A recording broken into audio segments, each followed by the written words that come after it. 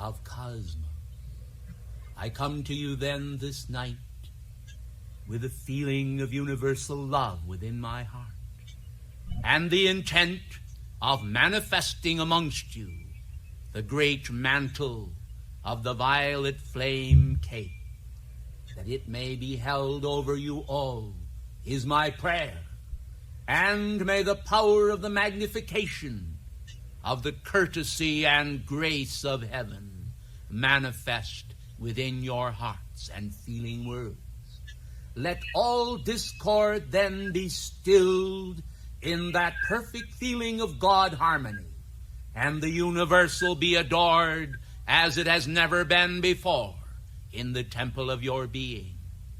For behold, the fullness of the cup of cosmic grace dwells within the Holy Spirit and the Christ consciousness that comes to you to quicken in the domain of your mind and spirit all vibrancy of joy and all peace and delight, that the culture of the new age may take shape within the giant force field of your mind and stimulate within you those perceptions and perfections that are the result of the indwelling presence of immortal grace. You call me Sanctus Germanus, and so I am. But do you know the meaning of the word? A holy brother whose heart desires in the obscurity of manifestation solely to perpetuate within you awareness of the God that dwells within the temple of your mind and spirit. You have heard it said, little acorns grow giant oaks.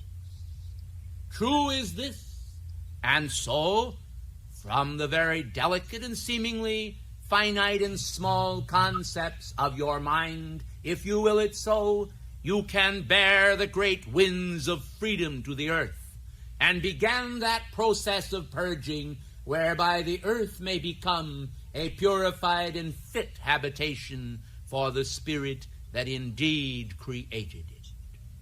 And what is the earth but one of the four mighty elements? The earth is the Lord's and the fullness thereof. And what of the water and the abundance of water that covers the earth? Would it not be well that men learn how also to control their emotional bodies, that great calmness of spirituality may descend into the midst of you all and throughout the entire planetary body, that the indwelling presence of the Holy Spirit may magnify the glory of God on the very face of life. I am aware that some of you have said, why does it take so long for me to make that spiritual progress which I so desire and have desired for many, many years? Well, beloved hearts, don't you know that one day with God is as 1,000, and 1,000 years as one day? Do you understand then that in your patience you must possess your souls? And this is not a platitude, but timeless advice for all ages, that men may learn how to wear the mantle of a bold humility is also my prayer. A humility that is able to see how individuality may place itself at the disposal of deity, but at the self-same time may reckon with the all-power of that deity to raise him up. It is indeed as though one were bidden to a feast, and then sat at the foot of the table, waiting the command of God to come hither and be honored. Yet your own divinity, your own God presence, has already honored you far above the power of any man to detract from the great grace that heaven envisioned for every man and for every woman, and desires to expand throughout the borders of all lands, that all lands and all people may understand the love of God and that innate devotion that is within the force field of the heart, that will summon those consummate fires when the individual commands it and wills it so, it will produce those transformations in consciousness whereby individuals will scarcely know themselves from one day to another, so greatly will the power of God wrought in man, the process of change upon the altar of the being of man. And this is the twinkling of an eye, spoken of long ago by the apostles. The twinkling of an eye whereby all are changed. For whereas some may say, "How long, O Lord?" others are able to say, "How quickly, O God, thou hast transformed me." And so the potential transformation of life, the great power of outgoing freedom, and those waves of divine joy that reclaim in consciousness the individuality of man and draw him back to the heart of the great magnet manifests ever in the world of form as spirit descends into matter and infuses it with the power of the great potter's wheel and the means of transformation and the means of creation of new joy. I come to you this night, then, to make a most unusual request. I desire tonight you to think about it for a moment before I actually ask you to decide. I am going to ask you to try an experiment with me for the great regeneration of your souls. Many of you have been burdened through the years with various worries and doubts. You have been burdened through the years with the face of the world's pains and darkness. And somehow or other it seems so incompatible to you with the great divine power of freedom that you could scarcely comprehend it, and yet you have come to accept it, which is really a most ridiculous manifestation. Don't you think so? For after all, beloved hearts of light, for this is what you are. If God has willed it so, and God is indeed God, how is it that if man is truly free, he can fail to manifest that which God has already purposed within the very channels of the mind and being of each one? If the mercy, the perfection, the love, and the intensification of heaven is already within you, does it not then follow, as the day, the night, that ultimately there must break forth a song within the soul of man that is already there? Doesn't it seem to you that the singing of that song of freedom, of the passions and feelings of the soul that at last is able to be reclaimed, ought to be a song of great joy? Well, I think so, and because all in heaven also think so, I ask you to join me and us in thinking so. For then perhaps great changes may be wrought this night in you, which who knows perchance may also become most permanent and find themselves affixed to your very soul as a hound of heaven that refuses to let you go, but pursues relentlessly the very being of man until he is able at last to embrace the plan of God as though it were his own. For of a truth it is, for each man springing forth from the great manifestation of perfection in the fires of the central sun, as a vibrant spirit spark, infusing all life and hallowing space, is indeed a thing of joy and a beautiful thing forever. Have you thought of yourself as a beautiful manifestation? Have you thought of yourself as heaven intended you to think? Do you realize then that if you have not done so, it is because you have accepted the pressures of the mass consciousness and have allowed yourself to become infused with those thoughts which in themselves are self-limiting and destructive in some cases, in many cases, and keep you from the very joys which your hearts and minds thirst after. I come then to you tonight to invite you to participate in a little ritual with me, seeing that through the centuries and the manifestations of God's joy in my own being, I have developed somewhat of a momentum through the years. I have decided tonight to share it with you momentarily as an experiment. You will admit, I am sure, if you truly understand who I am, that I have placed myself wholly in the hands of God. There is no desire within my being save to satisfy the beautiful Spirit of the living God in manifestation, to create those cosmic actions in the world of form and in the universe throughout that will glorify God and produce the majesty of His consciousness in all who hear our words and perceive the vibratory action of our manifestation. Bearing this in mind then, and seeing that all that I would do for you is also an act of divine grace, which in effect heaven itself is ratifying already and producing as a miracle of possibility and illumination within you, then don't you think it possible that you also could enter into a matter of human consent? Bearing in mind that the divinity within you has already consented to perfection, surely you ought to realize and understand that if the divinity within you has already consented to your perfection, it is simply a matter of bringing the outer mind of self into awareness and consent as well. So what I ask of you tonight is to exchange with me. Oh, you say, only for a moment? Oh, yes, for only a moment. In this fond hope that I buoy up now within my heart, as though it were within your heart, a desire to sustain a momentum within you of my God feeling of hope, my God feeling of the flame of freedom, my God feeling of the flame of intensification, and my God feeling for all mankind. Will you accept then, in the name of heaven, for all mankind, the authority of your divine presence?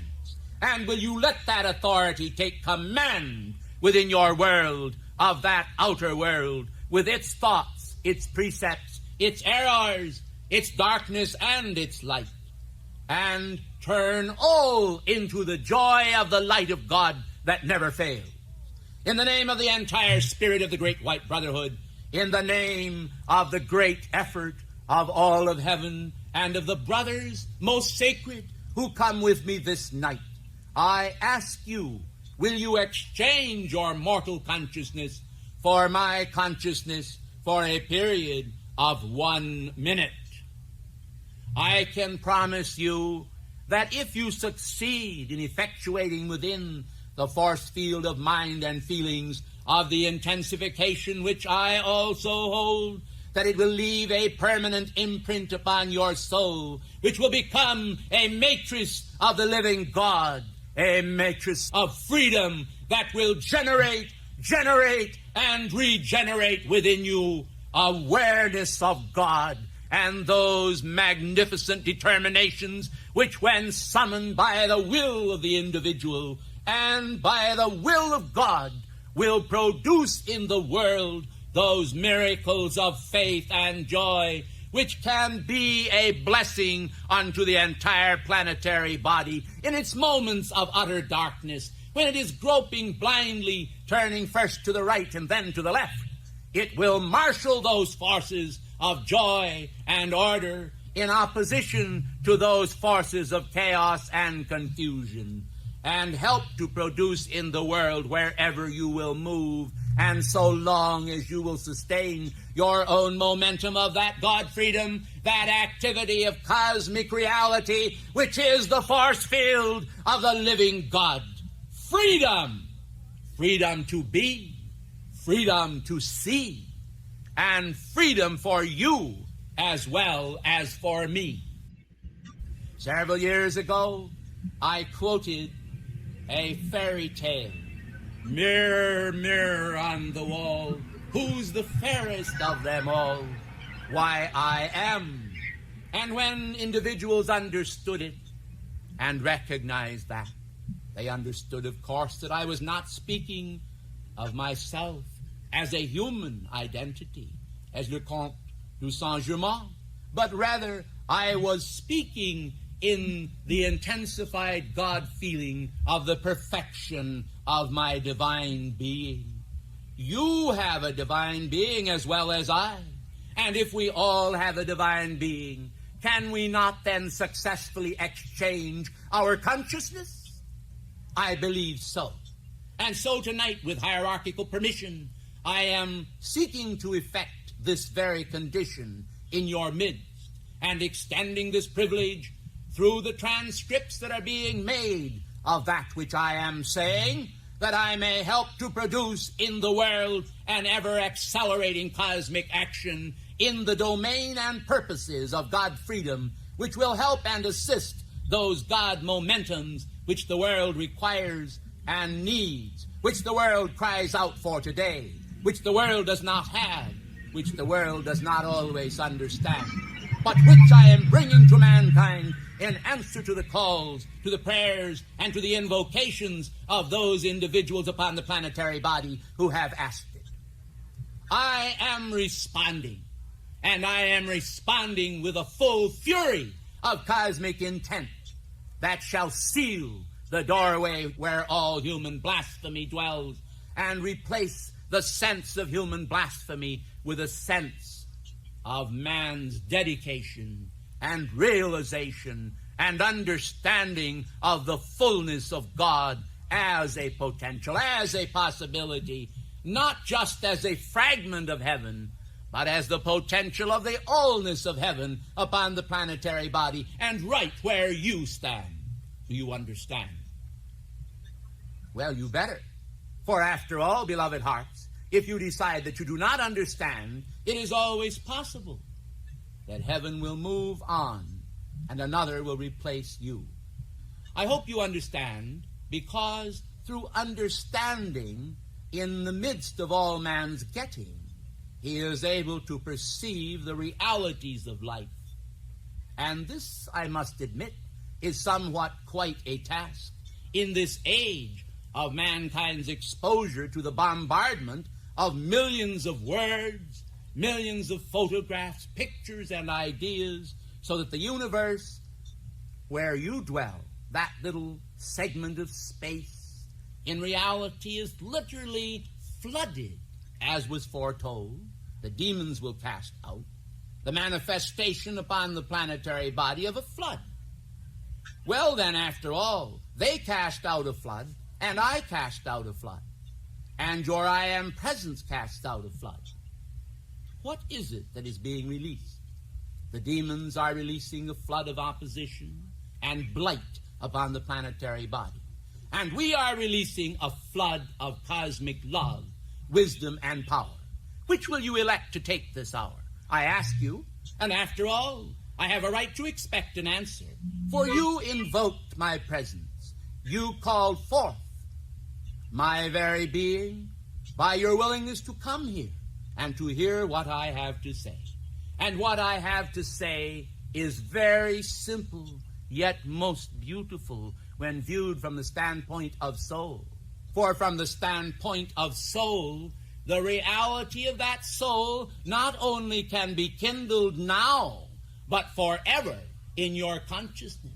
And you can let go of all of the weight of oppression, of mankind's feelings of darkness, which sometimes overpower the mind with the inadequacy of the individual.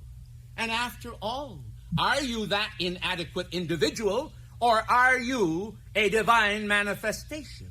Which do you believe? Do you understand this concept, that what you believe is also an alchemical, transforming manifestation of cosmic love that will release in you all of those doubts and fears, that you may cast them into the flame, and then, in the name of heaven, put on the new mind rather than keep the old, inordinate human mind with all of its physical sense of limitation, with all of its distresses, with all of its shadowed consciousness. When I come to you this night, then, it is to see whether or not we can effectively, through our radiation and the release of our energy, by human consent, produce a miracle in the consciousness of our auditors, that you who are hearing us this night may then decide and because you have decided correctly, have the blessing of heaven upon you that can effectively deliver us from evil. And when I say us, I mean exactly what I say. For think you that God is like Nero who fiddled while Rome burned? Think you that God is not concerned with you as an individual? If he is concerned with the flight of a sparrow through the air, I am sure that you must recognize indeed that you are of greater value than many sparrows. And you must certainly understand that the ongoingness of God, the ongoingness of hierarchy, the perfection of universal love is concerned with the immortal deliverance of every man, woman, and child upon this planetary body. The question that always appears before us is, yes, we are concerned, but are they? And will they become concerned enough to utilize the great God power which is inherent within them just as much as it is inherent within us?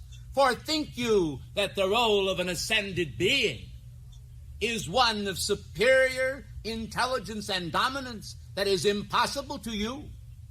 I tell you that nothing needs to be impossible to you, for only joy and abundance emanating in waves of immortal freedom can pour out from that magnificent colonnade of the central sun, where the violet flame energy, together with the white firelight of God, pours out the illuminating power of Sirius in the heart of the central sun. Your Alpha and Omega, your Helios and Vesta, your own blessed God presence, beloved individual mankind, is indeed anchored within you all, even as it is also within the universe. You have but to reach out your hand and to touch it, and to understand that just because you are involved in the universe in no way needs to detract from your victory and success as you move up the ladder of life and upon the spiritual pathway where the joy and the abundance of God becomes a means of your climbing the very hierarchical ladder of life and finding those extensions of spirit and self-mastery truly manifest there. Well now, beloved hearts of light, won't you close your eyes for a moment and envision yourselves not as an individual separated from God, but as one who is indeed a part of God. And how strange it is, and I must rebuke it, that some of you actually have your eyes open when I have asked you to close your eyes.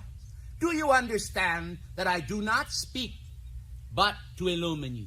And it is sometimes a matter of human stubbornness, whereby individuals actually do not understand that by a refusal to act in my name, they are literally refusing to act in God's name. For we are all one, and I am speaking to you in order to effect this transformation. Therefore, as you come now into a spirit of stillness, where the universe itself seems as a giant top and is just about to run down, do you know what is taking place?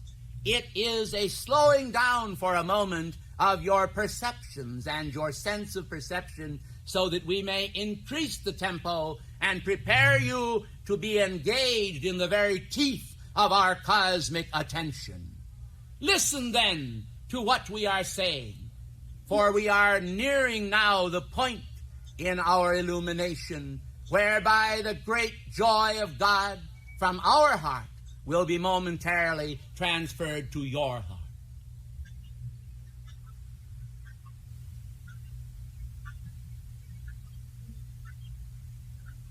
Be open.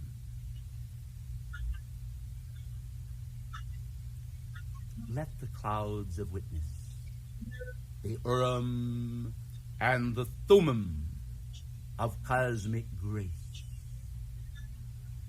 the yin and the yang from the purified realms of space, Hallow the dimensions of man's consciousness, for consciousness is a surge of joy, peace in the Holy Spirit, and those cadences and echoes of the past manifest in the moment of the present that extend themselves into the allness of the future, that each one may see himself as he is being spun. The fire of cosmic truth and energy from out the central sun. The drama of the ages unfolding in the plan. The light of God that bringeth grace unto the heart of man. Illumination's flood descend, thy tide of cosmic power. O universal life without end, descend this hour by cosmic power. In the name of the living God, I say, exchange.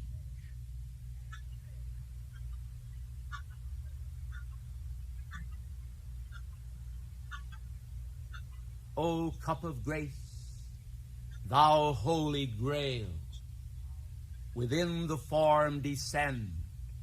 Let light and majesty and power in each man then defend his pathway through the cosmic realms, his walk upon the earth, until by grace and mighty joy he sees each moment's worth.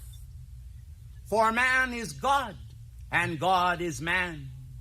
Exchange, almighty power, the wisdom flood of cosmic light into the earth this hour. A sword thrust forth from God's own hand, a multitude of joy, a joyous realm descends on man. He knows this very hour that he is one with God above. All joy descends below, for heaven exchanges light with man. Oh, see the power flow. Ladies and gentlemen, the moment is past, and now we return to you to take back what we have given. Some of you have received. Some have failed to receive this moment, but perchance in those hours of sleep this very night shall yet receive that exchange for which we hoped. But to all we bring our blessing then. It's in the words we spoke.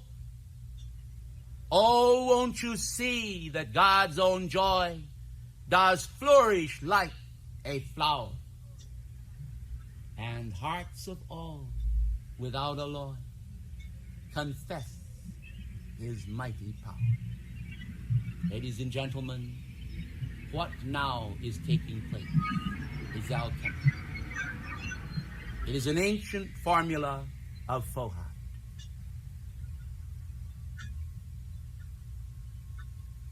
And so as I prepare to take my leave of you this night, it is in this fond memory that I know you better. For when you exchanged yourself with me, I saw into your inward parts the reasons, the motives, the fears, the doubts, the struggles. And I have asked God to help each one of you through our sincere devotees of infinity and immortality. In God's name, I leave you all within the center of my love, my devotion, and God's divine courtliness, which is truly alive in you forevermore. I thank you.